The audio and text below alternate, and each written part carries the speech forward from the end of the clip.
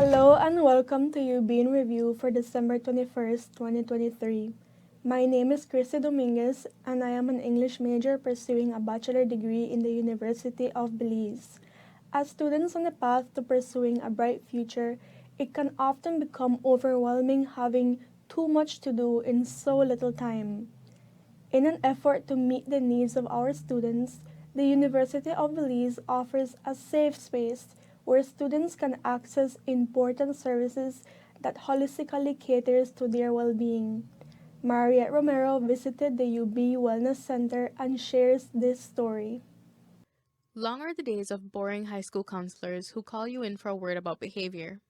Nowadays, offices of such at schools are doing much more to promote the well-being of all. Mr. Jeremy Vargas, the counselor at the UB Wellness Center, paints a picture of his role at the university. So the Wellness Center isn't just a physical building, it's a collection of support services that are offered to students, faculty, and staff. A lot of times people don't feel like it's a counselor's office and you come here for only counseling or for mental health related issues. But really, we also navigate with relationship difficulties, family difficulties, even difficulties with faculty or staff that you might have, or conflicts you might have with friends or same age peers. So we address all those here.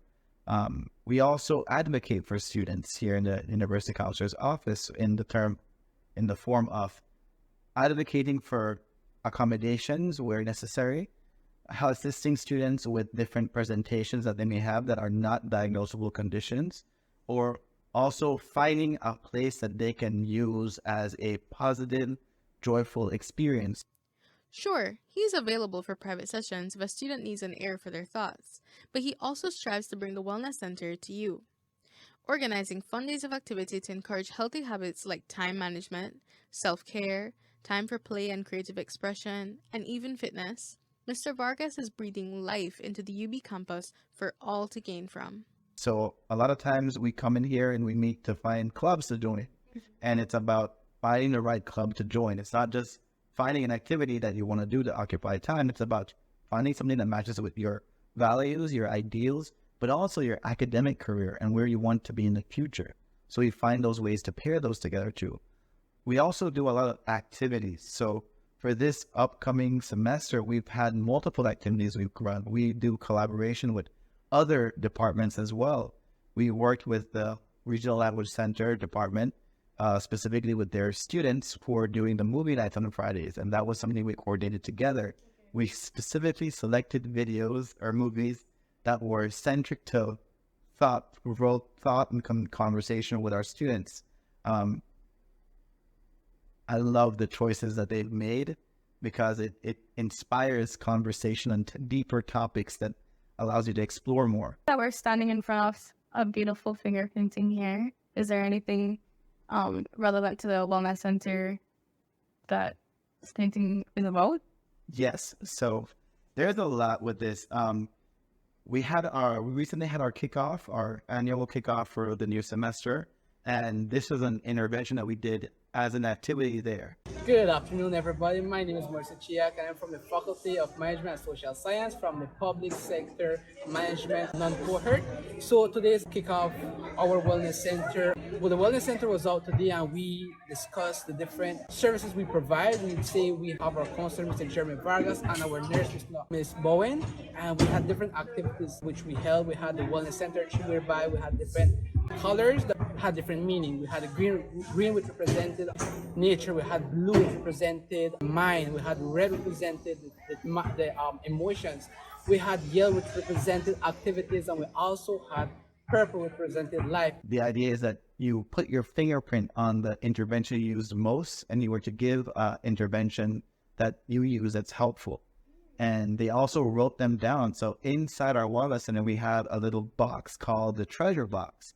And the same strategies that they wrote down, they're in there free for people to grab and use. And as you walk out, you can grab one, take it, and that's for you, right? You don't have to invite back or anything. But that's just one way we have students supporting other students. All the resources offered by the Wellness Center is free to students, faculty, and staff. And it's actually very easy to access. It's sending an email. You send an email to weevolve.ub.edu.bz, or you can send one to me, jvargas@ub.edu.bz. You can find this link or these emails, on our website page, Student Affairs, or you can just like the Instagram page for UB Student Affairs, and you'll see recurring events popping up there and recurring opportunities to engage with us.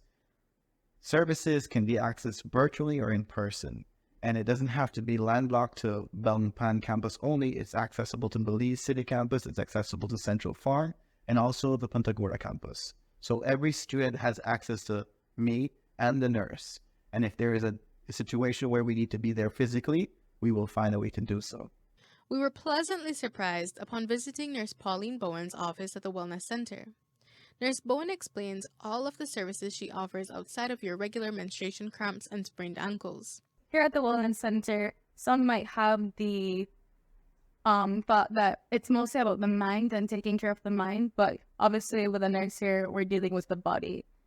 Does the Wellness Center cater to diet, gym, exercise, resumes, and advice for students at UB? Well, the Wellness Center, the nurse aspect, we take care of the entire body. Besides giving checkups and taking up emergencies, I also give educational advice on nutrition. Exercise, I would more send them to the gym, to the coach, Mr. Kelvin at the Valley Ramos, to give more like in-depth gym information. But here I give education on nutrition, diet, rest, and a little bit of exercise. The Wellness Center at UB is impressively equipped to assist its student population with free checkups, including weight and blood pressure, free vaccinations, such as shots for tetanus, flu, and hepatitis B, to name a few. And even in the case of certain emergencies, students have been brought to the office. In which case the emergency demands more attention, Nurse Bowen will be sure to call upon a hospital. In Belize, our lifestyle and habits, we suffer from a lot of health issues like diabetes, hypertension, usually brought on by, lack of exercise and poor diet. How would you say that the Wellness Center here at UB is helping to overhaul that attitude about a healthy lifestyle in our young people? We're trying our best to assist with minimizing the non-communicable diseases like diabetes and hypertension. Say you just stop in just for just a checkup, I will do your pressure, I'll do your sugar, and I will give you education. If I see that your blood sugar is above 125 and you have not eaten for more than 12 hours, then I'll give you education on what to do, what foods to avoid, and then I'll give you a follow-up there to come back and I'll check it again. Same thing with the blood pressure. If the blood pressure is above 140/90, I will advise you, and if I get 3 reading of that same, then I'll tell you to go and see your medical doctor for a complete physical checkup that includes blood tests and all of that. No excuses necessary. At the UB Wellness Center, confidentiality is a given, may it be about your mental or physical health. What words would you say to those students who are afraid to ask for help? They should talk to their friends, talk to their faculty, their staff members, come here and visit the Wellness Center, or go to the events that we hold. We recently had the suicide prevention booth, pop-up booth by Psyche, and it was amazing to see the amount of students that came and engaged with it. And after engaging with that, they were like, maybe I can go and talk about this. Maybe I can go address this. And I'm having more people seeking services from that. And this is my point exactly. We don't understand how others can help until we go out and try to find it. We don't have to stay stuck suffering alone. That's a choice, and it's not a good choice or a helpful choice. There are people here to provide support. Your fellow students, your faculty, your staff, and this building that's here, right? The services there are neither targeted towards any particular person. No previous diagnosis is necessary to be able to benefit from a counseling session with Mr. Vargas or a checkup with Nurse Bowen.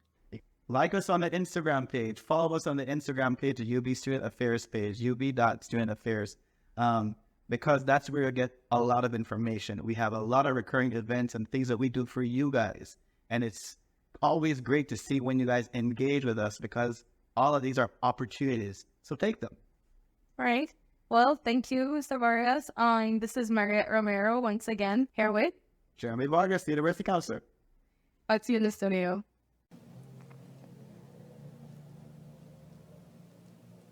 The Wellness Center wasn't the only new buzz on campus, as the University of Belize launched another exciting program that was met with an even more excited cohort. The degree in Criminology and Criminal Justice commenced in August of 2023.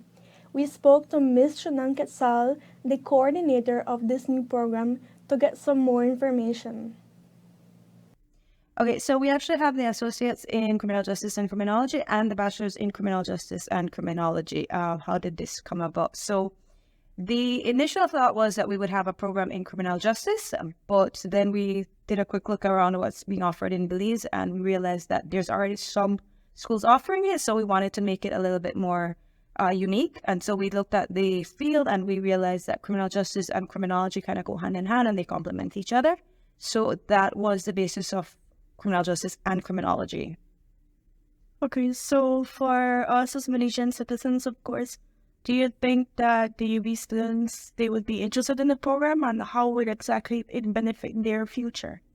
So the interest was actually amazing. We rolled it out this August and we have several classes. I think our intake is about close to 100 students, which for a new program is very, very high. So we were very, very satisfied to see that. Ms. Quetzal spoke about the relevance of this program and why it definitely should be considered as a potential area of study. So criminal justice and criminology taps into various areas. Right now, from hearing it, you kind of think immediately, oh, criminal offenders, you think about police officers, law enforcement. But the truth is, especially with the addition of a criminology component, you're actually looking at various pockets of dealing with crime, with justice, with understanding society, mental health, substance abuse, and then you have the before and the after components. So you're looking at what happens when there's somebody who commits a crime. You're looking at things like policy, you're looking at intervention methods, which will come from all different areas in Belize. So you're looking at the government ministries, you're looking at community organizations, you're looking at even other disciplines where understanding how the criminal justice system works, as well as what makes a person commit a crime, how they can implement that in those other disciplines too. So I think it will benefit them in many ways in terms of making them much more marketable in the future. Wyona Crawford, a scholarship recipient, shared her hopes and ambition to be a part of the justice reformation in our country. I am a scholarship recipient who is very passionate about this area because I want to see justice reformation in our country. So far, the program is going excellently on my end. I'm learning a lot of new things about the legal term, the legal environment, how it applies to crime. It also will be focusing a lot on community outreach and education to younger children, students about the necessity of criminology and criminal justice reformation in our country. And we plan to be active and also to foster fundraising so we can take trips, do research papers, and better equip ourselves for our studies ahead. Now, justice and criminology is far beyond just policing. We're looking at people who can make a difference in terms of victims as well. So that's something that we don't often emphasize when we're talking about the program.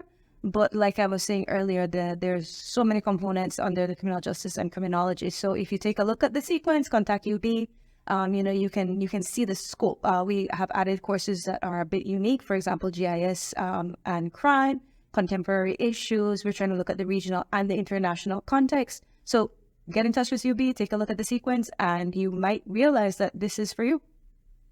UB is always seeking to cater to the demand of the students, and with the birth of a brand new program, we surely hope to open a new path to the 100 students that are currently enrolled and all those more that are yet to come. Life is not always about just work and no rest. It's good for students to take a break once in a while, and who better to analyze the demands of students than the student body? UB's recently elected student government organized their first event, which was held in October. And for those of you who went trick-or-treating and came back empty-handed, it may be because you chose the wrong costume. Mia Burns spoke with the winners of the couple's costume competition. On the 31st of October, 2023, the University of Belize hosted a Halloween costume competition organized entirely by the student body and a spectacular event marking a thrilling start to the academic year. President Edwin Varela explained to our team the purpose of this event beyond the scares and laughter. So initially, well, we had to come up with an idea, right? We're in the month of October, so we said, Halloween's coming up, and we decided we will be adopting like a local theme. So we started thinking, okay, what stuff do we need to get, and we kind of started considering what budget are we working with, what can we improvise with. So fortunately, we had we had to buy some stuff, but at the same time, we got some old material from hospitals, stuff like that. So that was an essential part of the planning process for us, deciding what was needed to get. And then from there, we just went on searching, myself and the rest of the student government. The event garnered positive feedback, with attendees applauding each other's creativity and receiving constructive comments to fuel their artistic growth. Joshua and Elodia joined us to give us the behind the scenes of their participation and costume. We really didn't know what to dress as, but we knew we wanted to compete in the competition because we thought it would be something fun.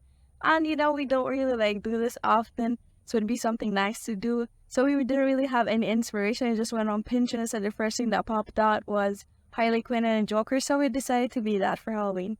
I finally got to do this makeup. I'm not the best at makeup at all, but I tried my best. We expressed ourselves, and I also liked the taking of the pictures. It was only me and him taking out the pictures on self-timer with his phone, but it was very fun. Fun thing about it is that we almost didn't participate because we were struggling to find paint that would go well with my hair, as long with my face. So we went to two grocery stores and didn't find anything. That we went to the last one. We were like, if there's nothing here, we won't participate. We ended up finding something, came back, did the makeup, which we really enjoyed. Yeah. We weren't going in saying, oh, we're gonna win. But we did it for the experience. It's our first, contest going in together. It was really fun. The Halloween costume competition wasn't just about dressing up. It was an extracurricular extravaganza, fostering community and self-expression. I feel this event was very, not only, beneficial for us, but also to connect with the other students. And I believe that it helps others to express their creativity. Also, in our experience, we made a lot of new friends, since a lot of people are just sharing our posts due to them liking it a lot. So, I feel that just opens a whole new way in order not only to connect with each other and enjoy this, but also to make new friends. And since it's a very social event, since it demanded a lot of likes. So, yeah. And also connect with old friends that maybe you haven't had a conversation in so long because you were all busy for schoolwork and stuff like that, and connect back with them and just say hi, how you are, if you can go my posts and share it and stuff like that. So just connect with your old friends and make new friends.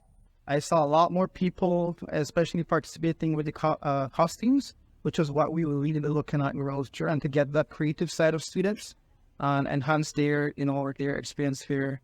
Just aside from classwork, we want to get them creative. Some of them even went to the classroom with the costumes, so that was a really nice thing to see. 4 categories, being the scariest, the couple, and they have really good prizes, by the way. Then there's also the group one, and I would think and the individual one. So yeah, and that's it right there. And then the movie at nighttime. There should be a free entrance, mainly giving away snacks at that time. And that's about it, yeah.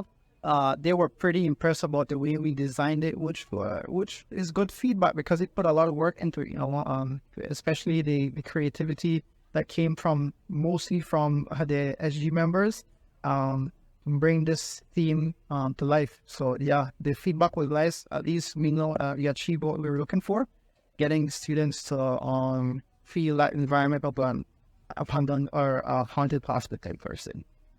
Whether it be the bewitching costumes, the virtual exploration, or the joy of collaboration, our on-campus Halloween extravaganza brought our Jaguars together, fostering a sense of unity and celebrating the diverse creativity within our student body.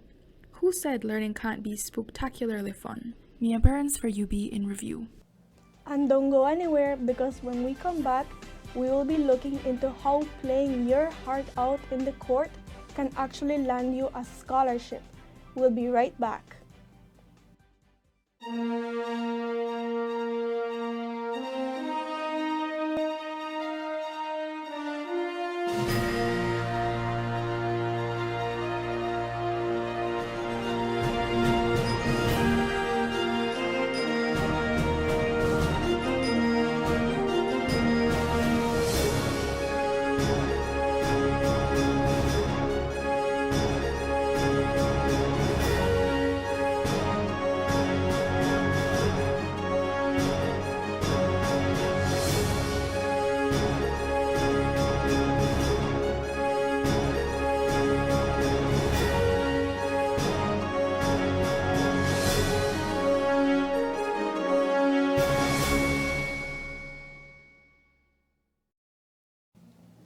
Do you have a passion for sports, love athletics, and are always active?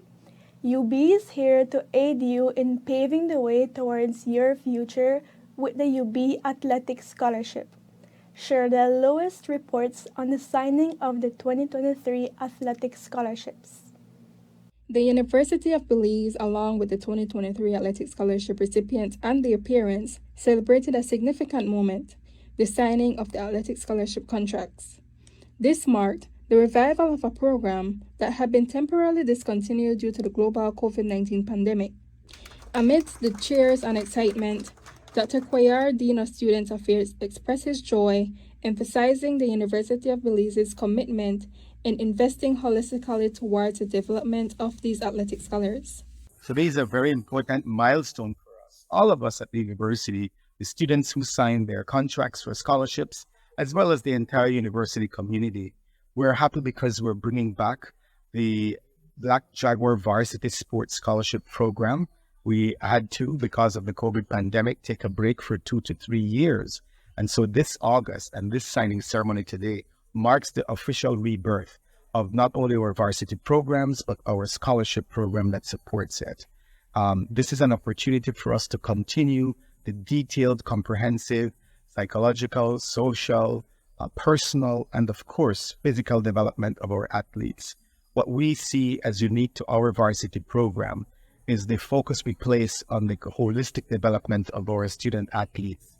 As a matter of fact, we call them athletic scholars, not just athletes, demonstrating the equality we place on their academic performance, as well as their championship performance on the field, on the court, in the river, or on the track. Among this year's recipients, standing at 6 feet tall, Herdy Castillo, a volleyball and basketball athletic scholar, shared her journey, which embodies both determination and gratitude. She spoke to us about her experiences and anticipation for a successful varsity season ahead. It's been nice. I love the dorms because with the scholarship I get dorms, housing, and food. So it's been really nice not having to pay for a lot of food and the dorms. So I can just, and with the dorms, it's closer to come to school and go back home when I feel like it. So it's really easier with the scholarship. And I've been really liking it, dealing with the family, my volleyball family here at the UB and my teachers. It's nice. I'm an organized person. I get really anxious when I'm not organized, so I try to keep everything organized as possible. I have a schedule for my classes, my games, and my study time. So I try to keep to my schedule, if that makes sense. So yeah, I study when I put the time to study, I study and deal with what I have to do with school. And then when it comes time to volleyball, I just go for my volleyball. So I look forward for a 6-foot Iron medal coming to you guys this October. And I can't wait for my team to come and destroy your team. So thank you and see you guys there. I am blessed to be one of the recipients for the scholarship program that entails sports and academics here at the University of Belize. First off, for me, it's a blessing knowing that there are put not just for me, the colleagues that I share this deal with, but we all are blessed to continue the legacy of those that set before us and to continue the opportunities to build this culture as we continue the next chapter of our lives, representing ourselves, family, the university. I'd like to thank not only the university, but to those who believed in not only me, my colleagues as well, those who were involved in the selection process, the administration. Thank you guys for blessing us with this opportunity. And for the semester to come, we'd like to try our best and to succeed in all avenues possible. Proud parent Anthony Grant Sr. expressed deep pride in his son's accomplishment in receiving the scholarship. I'm proud. Very proud. He was always into sports in primary school and high school, playing every sport you think of. Basketball, football, baseball. I think in high school they linked up every nationals is lasting. Overall, it's great to see that my skills and everything has been acknowledged, and I'm here at National University and now a varsity athlete. And I know he'll excel in whatever he does. You're gonna make me proud. Like I always tell them, if that's what you want, go for it. You always have my support in whatever it is. Yeah. With me, it's a grade, so I don't have that problem with him with grades. So when grades start fast, I'll be at the Kelsey Balaramas, UB's sports coordinator, spoke to us about support systems provided to keep the scholars on track as it comes to their academics. Here at the University of Belize, we have a very unique athletic program when it comes to our athletic scholars. We provide support systems for them to ensure that they're not just doing their athletics, but we're taking care of their overall development. So our 4 support systems are study hall, which is where they would go in for 1 hour to the gym in a room we have blocked off for them, and they complete their assignments. We also have tutoring services if necessary. So we have supervisors in the study hall, and if they detect that a student may need more help, then we assign them to tutors. We also have wellness checks, which is broken down into 2 parts. It's a mental health check with our university counselor, Mr. Jeremy Vargas, and we have monthly physicals that are required of all our student athletes. These are important in case they had underlying injuries or anything that they didn't know about in the first place, and then we can assess them and take care of them as needed. The importance of having these support systems is because we are trying to elevate the standards of our athletic program. We compete regionally in Paducah, and we were there this summer, and we were at the University of El Salvador, and we saw their standards. The athletes that participated saw what was offered to the other universities in Central America, and that's where we are trying to go. So competing with Belize is yes, the goal, and it's a good accolade to win at LIB, but we want to make sure that when we go there in 2 years to Paducah, we are well prepared and we can compete on that regional front. The renewal of the Athletic Scholarship Program has opened doors for aspiring students spanning decades of history at the University of Belize and continues to provide access to tertiary education through the development of sports. Shirley Lewis for UB in Review. The Academic Staff Research Series presents an environment for scholarly dialogue. Those who crave knowledge come to the research series to learn from UB's very own expert faculty.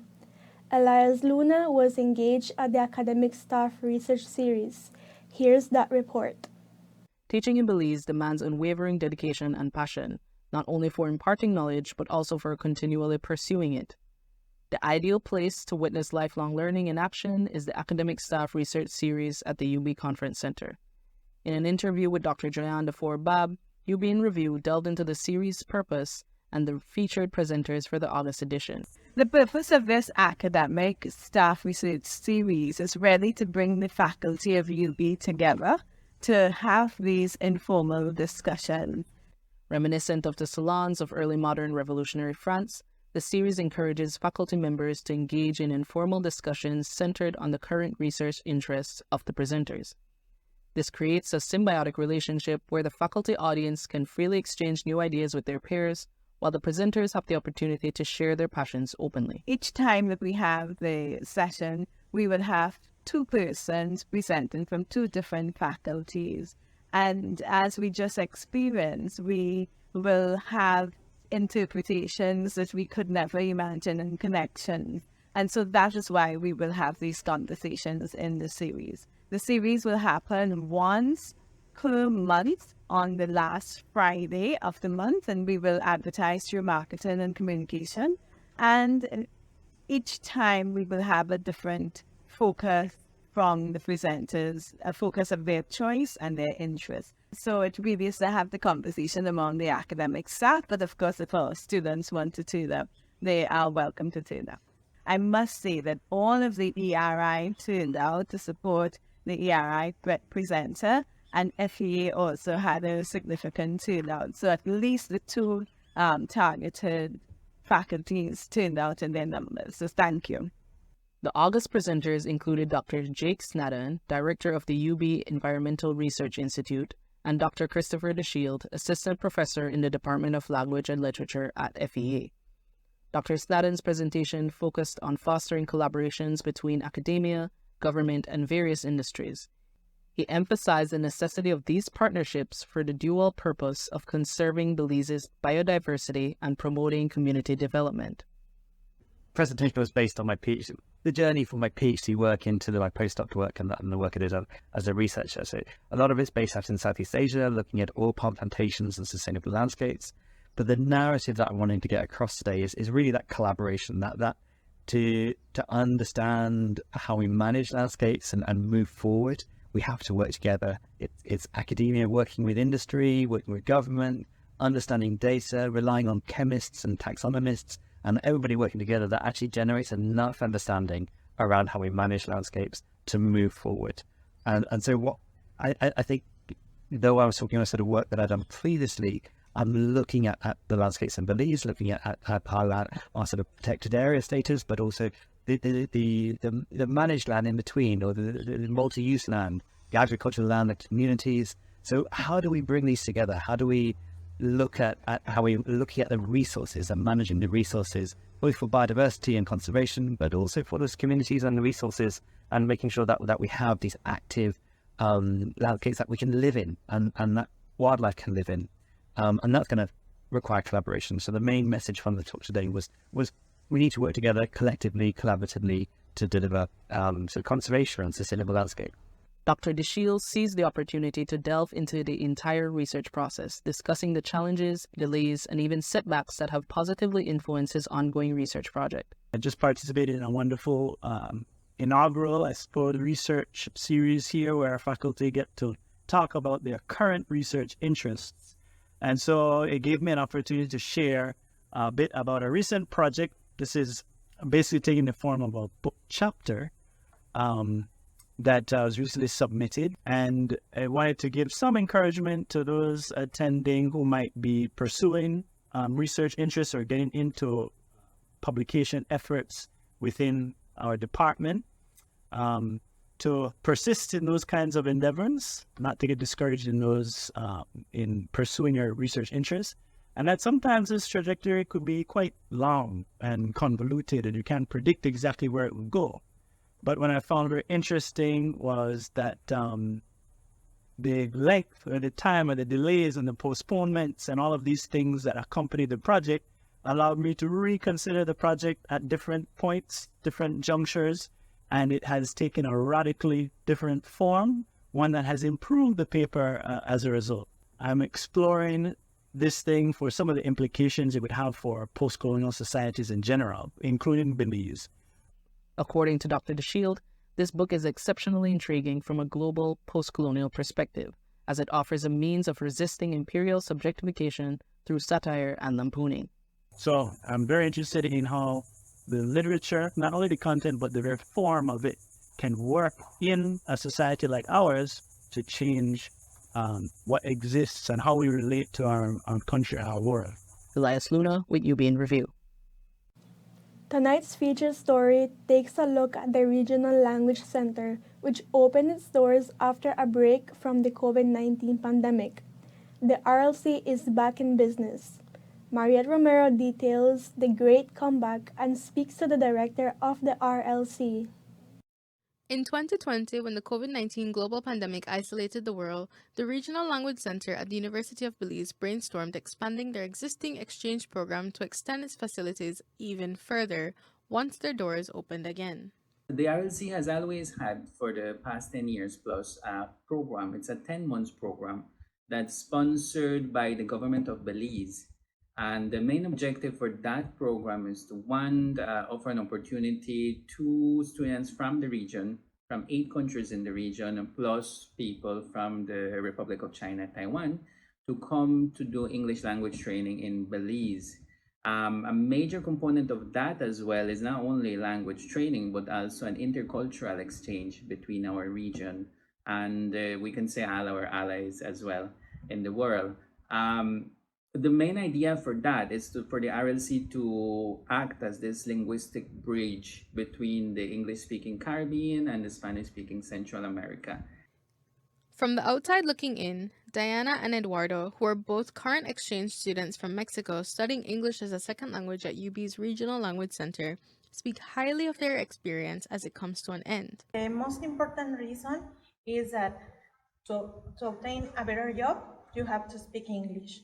To obtain a position where you have to speak English uh, with foreigners, and we have to be prepared for that. Here is a beautiful country that offers a complete scholarship to study English. We have been participating in a lot of activities. For example, in the cinema club, in the multicultural fair, and in nowadays we are participating in helping in the film festival. I am participating as a staff, so I have to speak in English with Belizeans, and so in that way I can help to do a lot of activities. Exchange students are exposed to many real-life situations that stimulate their learning of English, such as interacting with students and teachers on campus, and even a bit of countrywide travel. For example, the first thing is that some friends and I, we created a cinema club. So we created like 5 months ago, and we are part of that. So we are screening movies almost every week, and we can exchange some conversation with Belizean people. So we have to speak in English. And that's one activity. The other activity is that we participated in the multicultural event that was 2 weeks ago. So we were showing some Mexican gastronomy, and we were making chalupas, some chilaquiles, and mole, and we made mole. So we were showing how we can prepare, and we were giving some samples to many of my friends here in Belize at the university. So that was another event that we participated. First thing is that I came here to study English as a second language. This is my main goal. I know that I make a lot of mistakes, but the idea is that I can speak and hold a conversation with a native speaker. And now the most important I want to take is the international exchange culture that I had here in Belize. So for me, it's the most important because I can combine both things, the international experience and the learning process that I'm doing. True that there must be some payoff in order to call the program an exchange program. In an interview with Mr. Luigi Cruz, the director of the RLC, he explains the beauty of the program for both parties involved. Within the program, they're focused on English language training at all levels, being done by our local experts here at the University of Belize. And as well as an important factor of the scholarship itself is for them to contribute their expertise towards our national development. Their expertise comes in a wide range of areas in reality, from the arts to we have experts in medicine, in media, communications, sciences, life sciences, you name it. So as part of their programs, they contribute 60 hours of service towards national development. We try to place them in organizations that can really benefit from their expertise. So, and the second component that comes along with that internship program is that they also have the opportunity to immerse in an English language environment, which serves them to their benefit. A lot of them do go back to their countries, a lot of them will want to pursue higher degrees, either in their countries or abroad. This internship helps to prepare them for those opportunities, and certainly guides a lot of them into the different sectors or career choices that they will have in the future. The exchange program at the RLC was forced to close its doors in 2020 when the COVID-19 global pandemic was at large.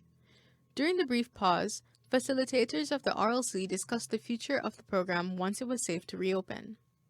Mr. Chris explained that the intention of the program is to market itself even wider soon, extending an invitation to the English-speaking Caribbean to learn Spanish. In the spirit of learning from one another regionally, UB has not skimmed past its own national assets. Another venture that we're venturing into is the teaching of indigenous languages at the Regional Language Center. We're starting as of January 2024 with classes in Garifuna and Yucatec Maya. So those are the ways in which we are trying to expand, as well as expanding on our offer of linguistic services, probably looking at more simultaneous interpretation, translation of documents, etc. The RLC is bursting with new ideas and new projects, and we can't wait to see what the future holds. Mariette Romero for UB in Review. And that's it for tonight's newscast. If you enjoyed this newscast and want to watch it again, you can find us on the UB Jaguar Journeys podcast YouTube channel.